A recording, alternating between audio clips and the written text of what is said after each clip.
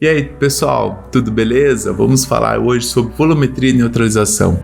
Mas você não já falou antes disso? Já. Tem alguns vídeos no canal sobre volumetria e neutralização que vale a pena você conferir. Eu estou montando exercícios, situações diferentes, exatamente para que você consolide melhor seu conhecimento. Bom, então vamos embora.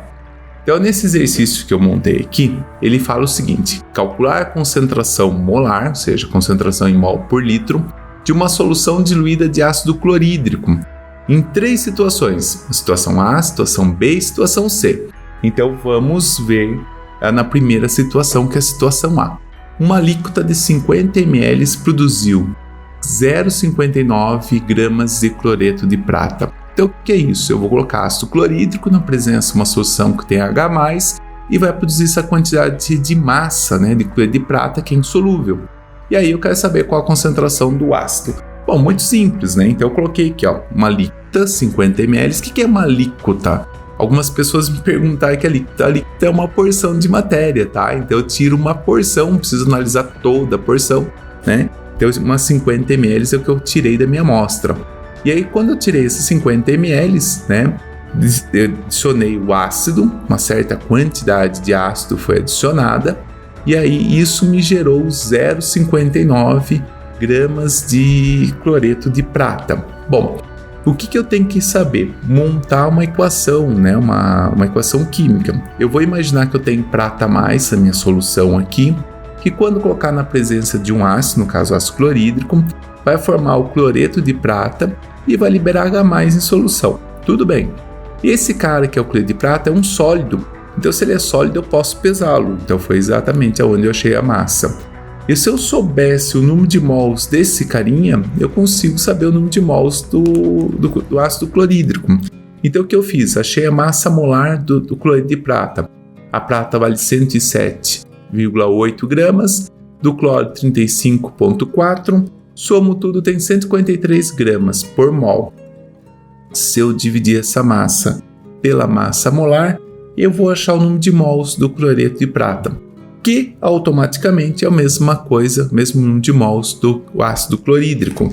Então, se eu sei o número de mols do ácido clorídrico e sei que eu gastei 50 ml, né, dessa solução aí, então se eu dividir um pelo outro, eu consigo achar a concentração do meu ácido. Então, a concentração do meu ácido exatamente é essa.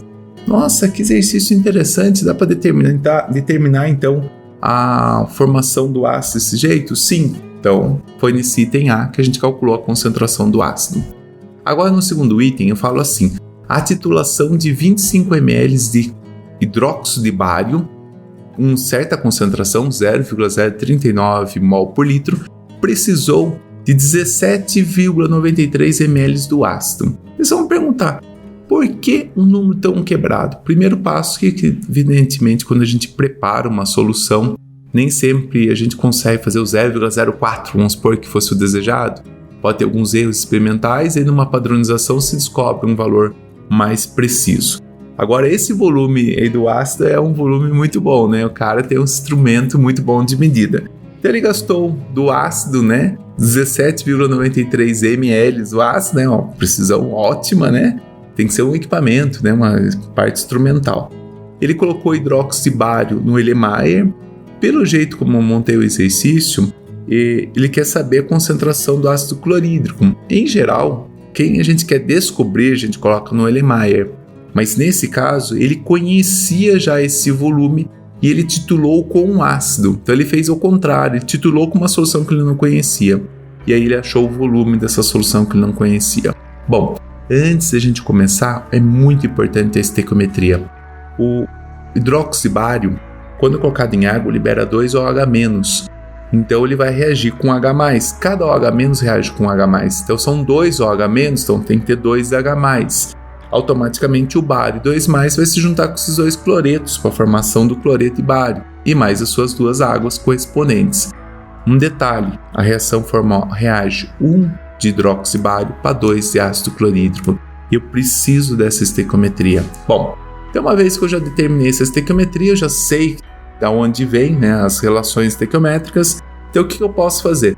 Se eu conheço concentração, conheço o volume, E eu consigo achar o número de mols, porque concentração é igual ao número de mols dividido por volume. Ou seja, número de mols é só passar o V que está dividindo, multiplicando a concentração. Então, o número de mols é concentração vezes volume. Eu vou pegar a concentração, que já foi me dado, vou pegar o volume em litros, né? Porque a concentração aqui está em mol por litro. Então, meu volume tem que ser em litros, que é exatamente o 25 ml aqui. Eu achei esse número de mols. E esse número de mols é do hidróxido de bário. Então, se eu olhar aqui na minha estequiometria, é 1 para 2, que eu escrevi aqui em cima. 1 para 2.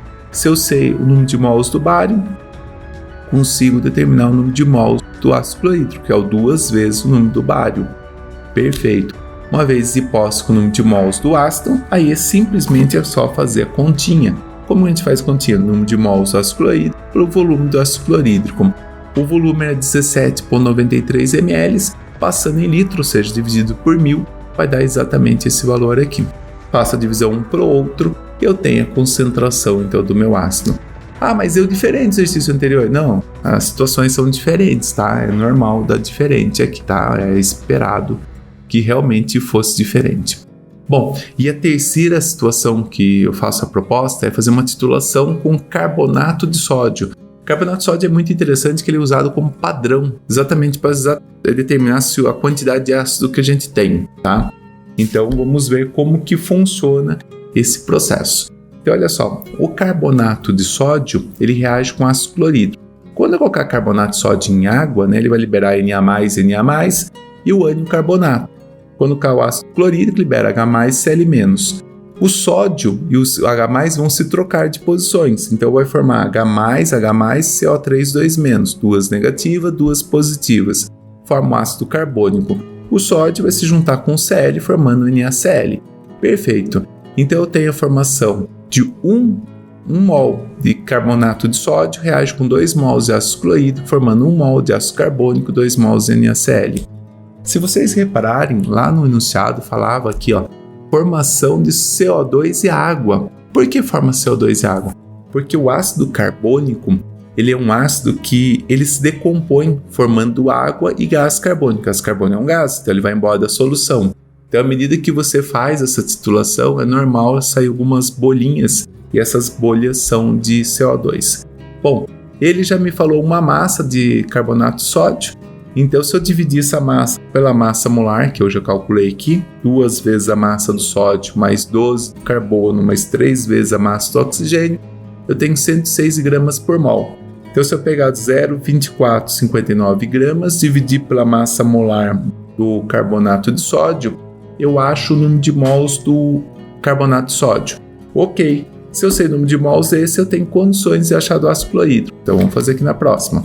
1 mol de carbonato de sódio reage com 2 mols de ácido clorídrico. Então, se eu sei o número de mols do carbonato de sódio, eu consigo saber do ácido clorídrico, que é o dobro. Concentração nada mais é número de mols por volume. Pego o número de mols que eu tenho, divido pelo volume que eu tenho, achei a concentração. Opa, até que enfim, hein? E acabou o exercício? Acabou. Os 3 exercícios, 3 propostas acabaram. Maravilha. Bom, espero que você tenha entendido. Se você gostou, curta o vídeo, tá certo? Assina o canal. Isso é muito importante para o canal crescer, mais pessoas verem o vídeo e ajudar mais pessoas. Bom, até a próxima. Obrigado.